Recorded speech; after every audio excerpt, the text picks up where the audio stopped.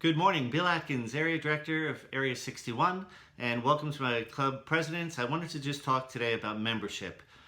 Right now, it's the beginning of our Toastmasters year, and one thing that's always important at Toastmasters is getting new members. It's great to have experienced members in our club, but having new members is always a big plus for our clubs to become stronger. As we speak right now, we have the Smedley Award contest going on from August 1st through September 30th. If you have 5 new members join your club, you'll get the Smedley Award.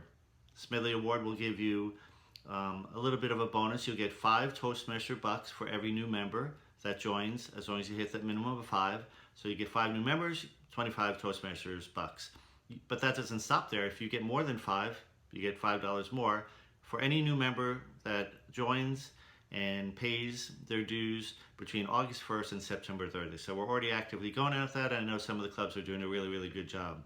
And as you know, my big push for this year is to hit the President's Distinguished Club status. And one of the things is to have 4 new members. So if you get the Smedley Award of 5, 4 of them are already done, and you have 1 point toward your Distinguished Club Award. But we have to do something to make that happen. It just doesn't happen. We've been talking about goals a lot. A lot of the clubs I'm visiting, a theme seems to be goals. Maybe it's the Olympics and people having goals of winning medals, representing their countries, or all that goes in the planning and preparation before you get to the goal. And that's what Toastmasters does too. Also, in the CL manual, one of the ideas is befriend a guest. So see who in your club would be good at that, and maybe ahead of time assign somebody to befriend a guest. It could be one of your most outgoing Toastmasters, but not necessarily.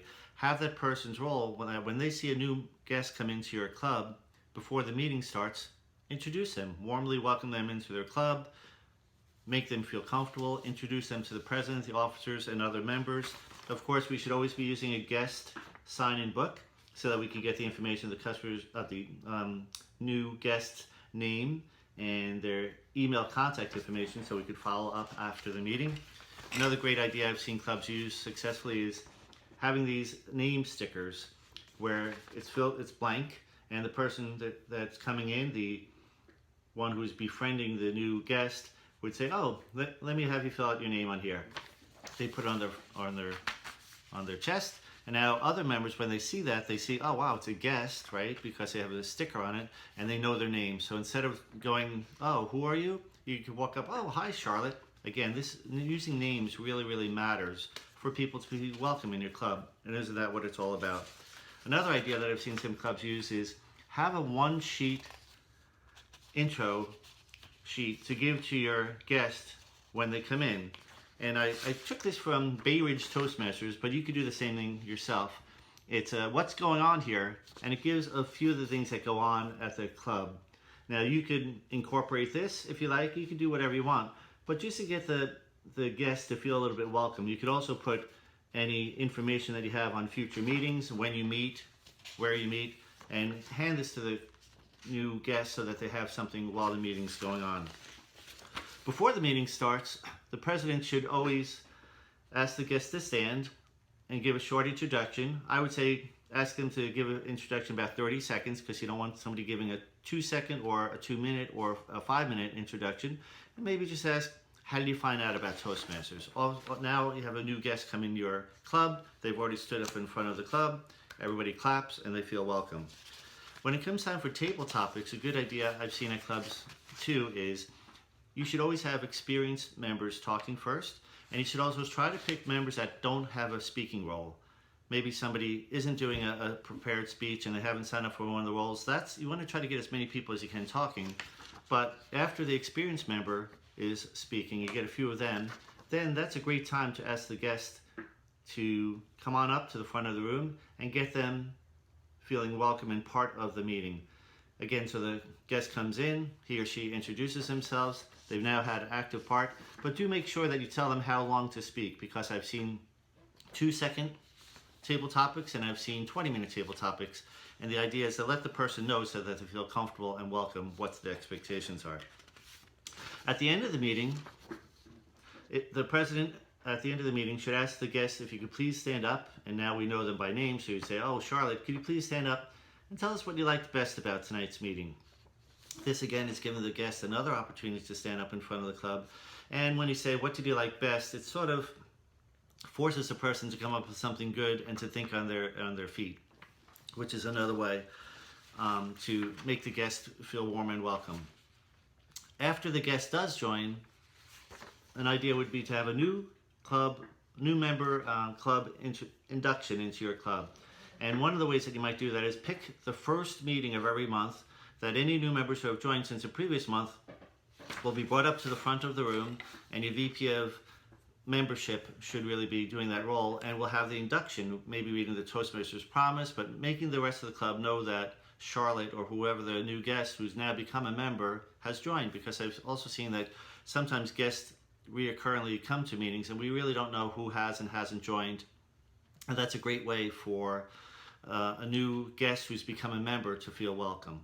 So these are just a few of the ideas that I've seen as I've visited different clubs. I'm sure there'll be other ideas, and you may even have some ideas too, and I'd like to ask you to share them with me, billatkins@icloud.com, and along the way have different goals. Right now I think the goal really should be new members, and new members, because that's a great way to start your club. It's a great way to get some Distinguished Club points toward your award, get some CL credit. It's a lot of good things, but it all starts with you, and as the president of your club, it's really up to you to set your club in the direction. New members.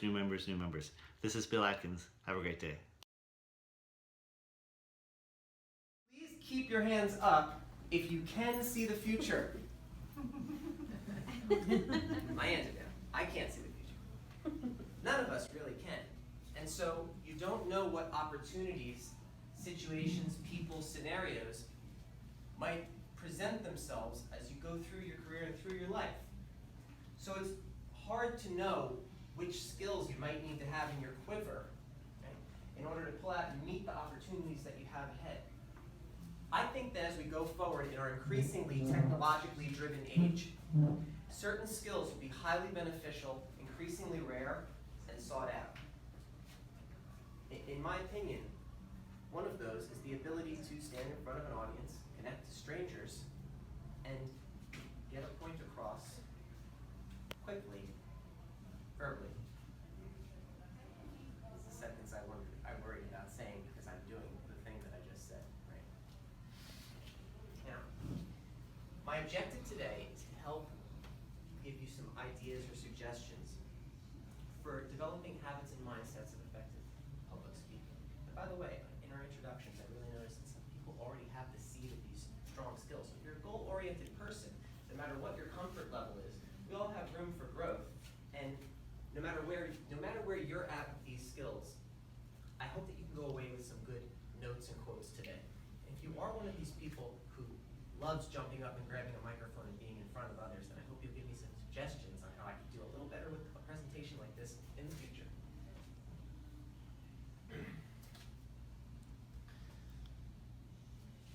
Language is something that is very interesting to me. Language is a key thing that sets us apart from other species in the animal kingdom. Sometimes people are referred to as the highest form of creation. Recently I heard somebody say, maybe God created people because he wanted a friend to talk to about all the wonderful things that he had made. I thought that was interesting. Language is a very interesting gift. It's actually poetic in its very nature.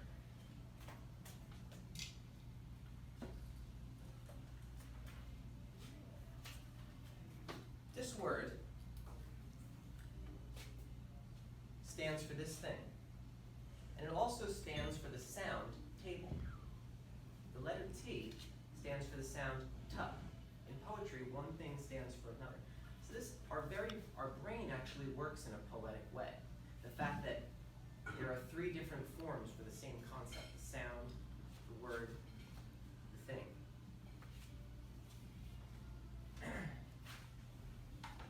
In the Bible, man's first job, the Bible, a popular source of ancient wisdom, right? People's first job is to name things. It's very interesting to me that this is our first task. Right? Use your sounds to name the stuff. So if you know the story Adam and Eve, Adam gets on the scene first. Right? By the time that Eve shows up, Adam starts showing her around and giving her a tour. He says, "See, Eve, that's a bird, and I call that thing over there a tree." Then Adam steps on something. He says, "Ouch, ouch." Eve goes, "What was that?" Adam goes, "That's an ouch." Eve says, "I don't like that name." So Adam picks it up, hands it to her, says, "Fine, you name that one." Eve says, "I think we'll call this a rock." And that's the story of how man began giving women rocks.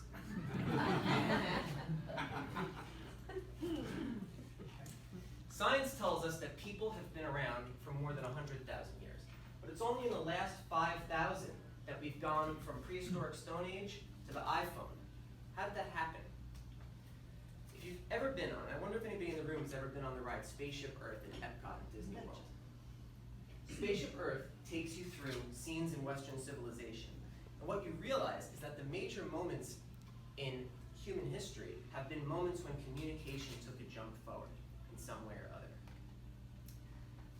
A fellow Toastmaster, actually, at the night that we met Jim, illustrated that for me, the girl who spoke about her communication background. She mentioned how the scenes in that ride. I thought that was very interesting. I love that ride. 5,000 years ago in the river valleys of the Eastern Hemisphere, people began writing things down. Written language was born. Ever since, we've had a way to store information and we've progressed. The Greeks and the Hebrews and the Phoenicians passed down an alphabet where symbols stood not for words, but for sounds. Paper replaced stone tablets. Electronic tablets replaced paper. But in between and along the way, Johann Gutenberg invented the printing press, Alexander Graham Bell gave us telephones, TV came, dial-up internet, Facebook, social media, and YouTube, and the rest is history. My point is, mastering the art of written or spoken language puts you in touch with one of the signal aspects of our humanity and can help to mark you as a leader in any field of endeavor. So today I hope to give you some suggestions, some ideas for taking yourself to a higher level. And that's what I'll speak about for the remainder of my talk. The first thing I recommend, and in any opportunity that you're called to get in front of people, and this happens to us all the time, whether it's in our personal lives or in our work, sometimes somebody needs to speak, right? If you have an opportunity to do so, the first thing I recommend is connecting to your audience right away, making a personal connection somehow. One of the best things you can do is just gradually work on people skills. The basics. When you shake somebody's hand, say pleased to meet you and mean it, and remember their name. If you remember details of people's lives, you can help to incorporate it into your talk as you go. And that will increase people's attentiveness and buy into what you're talking about. In a similar way, one very helpful thing is to use questions. Highly effective teachers and speakers often open with question. And this gets listeners involved right away. If you say something that makes them think about their lives, or participate, if you have people raise their hands. To illustrate that, imagine if as a history teacher, which is what I do, if I get up in front of my class, right, in the morning, and I say, okay, today we're going to be learning about the ancient Persians, blah, blah, blah. The kids will be snoring. But when I do that topic, what I start the day with is I get up and I ask a question. I say, please raise your hands if you like getting money. Everybody's hand immediately shoots up, right? And I might even take out like a $50 or $100 bill and have it, because then the kids will think maybe somebody's getting that, which they're not. My teacher, I don't have that many of those bills right now. But I say that, who likes getting money? Everybody, boom, they're 11 years old, they know, right? And then I dump a wad of $1 bills and a jar of coins on my desk and I say, the place that the first money was invented in coin form was ancient Persia, right? Now they're in the topic and they're with me, right? But it's about something that's more interesting and has to do with them than just the topic. And I can start going wherever I feel like from there. The point is the question. So people skills and questioning, these are ways to get people engaged with you. Use them in many different scenarios, whether you're giving a 3-minute talk or a 3-day seminar. Then there are these three important patterns that I've noticed that salespeople, teachers, and leaders use to help get a concept across in a quick, meaningful way, especially to people who are new to their ideas. The first technique that I've noticed is stories. Stories give a structure for people. They help people who are strange or new to a topic to latch on to concepts quickly, and they give them an anchor. Stories can be anecdotes from your life. They could be lessons from movies and books or tall tales. They could be things you make up even. But they give people some basis for what you're trying to teach. So recently, I had to give a speech about the qualities of effective salespeople. Not my expert topic, but this was my assignment. In the speech, honesty is one of the qualities of effective salespeople. And to illustrate honesty, I reminded my audience of the miracle in 34th Street, the story of Santa Claus in that movie. He asks kids, what do you want for Christmas? And if he knows the store he works at doesn't have the item, he tells the parents where they can go to get it. His honesty winds up bringing in more business for the store that he's at. Using stories, right? Allusions. Can you think of a speaker that you've seen who's really good at using stories? Priests and ministers tend to be the experts, but some politicians are also really good at using a story to connect and develop a relationship with their listeners. The second way that we learn, that I really like, is metaphors. A metaphor is a poetic device where you compare two things that seem dissimilar on the surface. Simile is a metaphor using like or as. But consider this. Most of the speeches or presentations that you might see, no matter what circumstance you're in, they tend to be loaded with a lot of statistical information and numbers.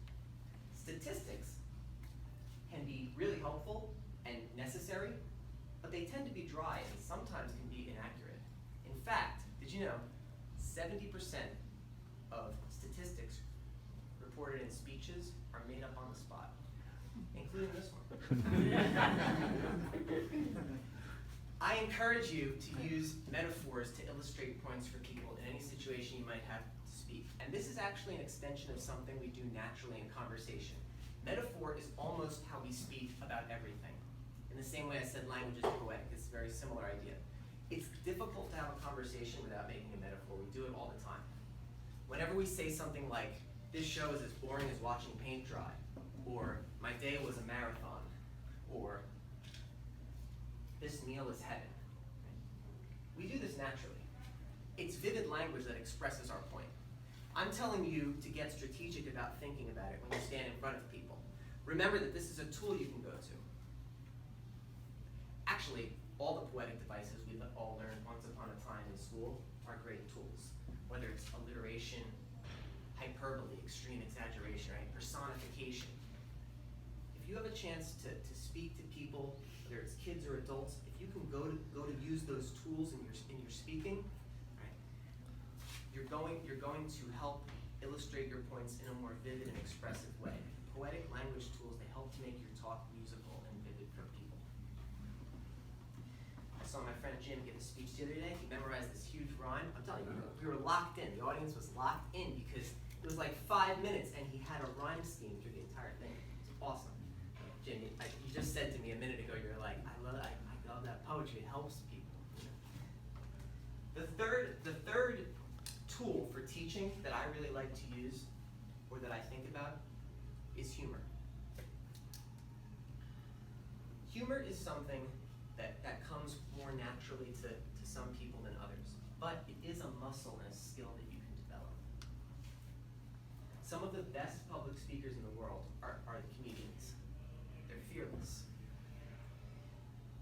I would never suggest that somebody make a career change to being a comedian, honestly speaking. But it's good to look at these people if you're interested in developing an important skill of effective speaking. Most people have favorite comedians. I bet that most people in the room have some. If you think about them, what is it about these individuals that makes it work, that makes their delivery and their timing effective? Highly effective effective speakers are often able to use humor even under serious circumstances. Two presidents I think of who were able to use humor effectively would be Abraham Lincoln and Ronald Reagan. Reagan frequently opened his speeches with a joke or a funny story, and it could flip the vibration in a room or in an international convention. Lincoln knew how to use a clever remark to turn the tide of a political debate and turn a tense moment where he looked bad into a winning one that made him seem clever, and he even could teach a lesson while doing it. You look at his speeches, he's a funny guy. Some people, some speakers, they're very good at using self-deprecating humor. Others, their style is that they've mastered the art of the punchline. A humorous tactic that you can practice in conversation is the rule of three. There's something weird about the number three in speaking. Writers and speakers, they're trained to find three strong points to support an argument. Put them in a certain order. A similar thing happens in jokes, and if you listen for comedians, you can actually see this in action. A great example is the popular knock-knock joke known to most kids that goes like this, right? Knock, knock. Who's there? Banana. Banana. Knock, knock. Who's there? Banana. Banana. Knock, knock. Who's there? Orange. Orange. Aren't you glad I didn't say banana? It's the third one, it has to be. And this is a pattern that you can use in conversation. It's one of these things that you can practice before you get, that you can be aware of and practice before you get an opportunity necessarily to be on a stage. I've benefited enormously from the practice that I've gained through Toastmasters. It feels as though half the people in the room are involved in it already, and it's nice to see my friends here. Toastmasters is an international organization for communication and leadership skills. It's founded in the 1920s in California. It gives people the opportunity to practice the fundamentals of public speaking. So what I want to give you is a short list of some of the most important fundamentals that these are things also that can be worked on in your normal day-to-day, one-on-one interactions with people, and any opportunity we get in front of you. The first fundamental, I would say, is voice. If you're speaking to others, you really should think about your voice in terms of, in the way that singers and radio personalities do. I think of people like Frank Sinatra or Martin Luther King Jr. They had this musical tone to their speaking voices, which helps to connect to people. Aside from that, yeah, it's a pleasing, a soothing thing usually. But if I think of Martin Luther King's cadence, it's original, it flows well when you see him giving that great speech. The other thing is, think about projection. And this changes depending on the room you're in. But teachers tend to be the experts at this because talking over kids and sometimes like an airbag unit or something. But if you think of stage actors, they're always speaking to the person in the back of the room. Right? So vocal tone and projection, it matters. It connects in a certain way with people. So thinking about our voices. The second fundamental that I would say to think about is movement. Your body says something about the message that you're trying to convey. People who teach things like confidence in this, one of the first lessons is change your posture. If you slouch over naturally, you want to get up straight and make your body bigger. Gestures are the punctuation marks on the points that you make. Think of the tyrants of past centuries slamming their fists as they spoke. Meanwhile, if you think of every image of Jesus, he's open. Think of the Buddha, right? Statue of Buddha. His body language is always the embodiment of peace. So our movements punctuate the things that we say. Your words communicate one thing. Your expressiveness communicates another. So your face is part of your body language. There are so many tons of muscles in your face. The way that you manipulate and move it as you speak, it's going to have to do with the way that you get your message across. The third fundamental that we work on at Toastmasters is language. So voice, body, language. in language, right?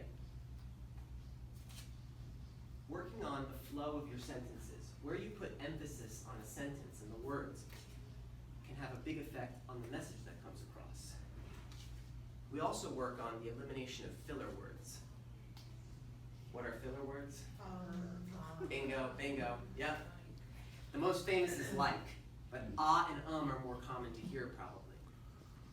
The one I hear a lot of people employing, especially if I listen to radio interviews with some of my favorite athletes like the Mets and people after games, is you know. I keep hearing you know from people. It comes out very naturally. I don't know why that is. Maybe you know, I don't know. You can practice getting rid of these filler words in your normal day-to-day conversations. Once you start to learn about that tactic, you almost start counting them in your head. You're like, it's too many odds just now. There was at least 3 ums in that sentence. You can practice eliminating these, and as you practice, it's also a good idea to try to drop slang and words that would make your grandma blush in situations where you're giving speeches in front of people. Private conversations, that's something that, everybody's got their own feel for that. But we all have different sensibilities, and we don't know what offends others. So whenever giving a talk to strangers or a group of people, it's a good idea to follow the rule of thumb of better safe than sorry. We got voice, we got body, language. The last key that I would emphasize for increasing confidence in public speaking would be mastery of your subject matter. If something that you need to speak to others about is a passion, it gives you a real strength in this area. But whatever your field is, or whatever your product, service, or the thing that you want to get across to people, if you gain knowledge of it, it increases confidence exponentially. We live in a time when there's so much media available.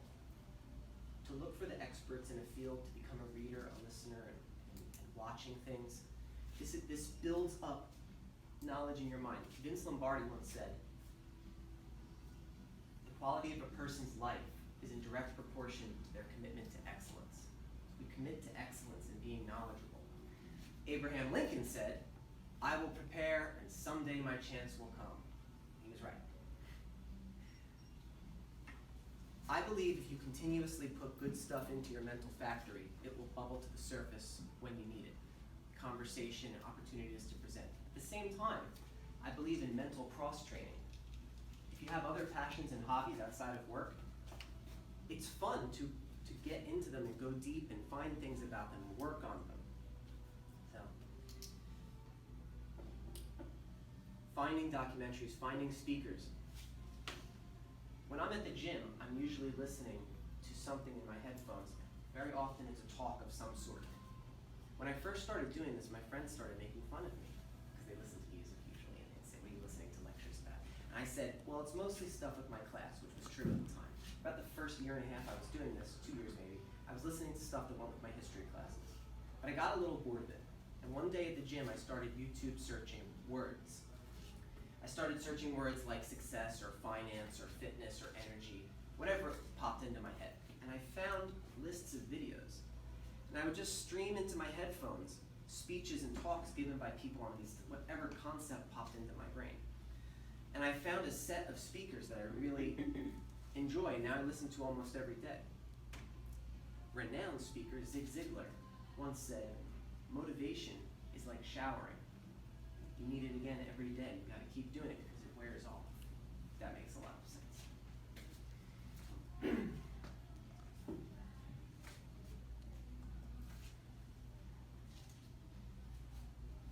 You can't see the opportunities that will be in your future.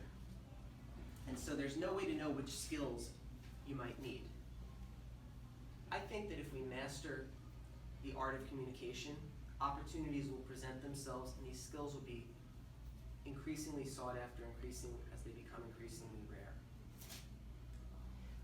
I really think that although things are changing around us rapidly, as they always are, was it Charles Dickens once said, these are the best of times, these are the worst of times. It's probably true. Did I say that already?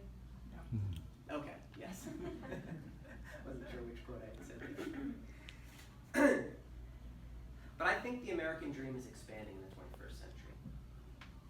think opportunities are changing, but I think our options are expanding as technology increases and we have more opportunity to interact with people.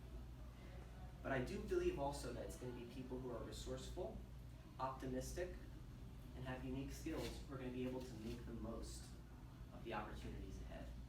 So I encourage you to grow as a communicator, a speaker, and a leader, and look forward to seeing you do so.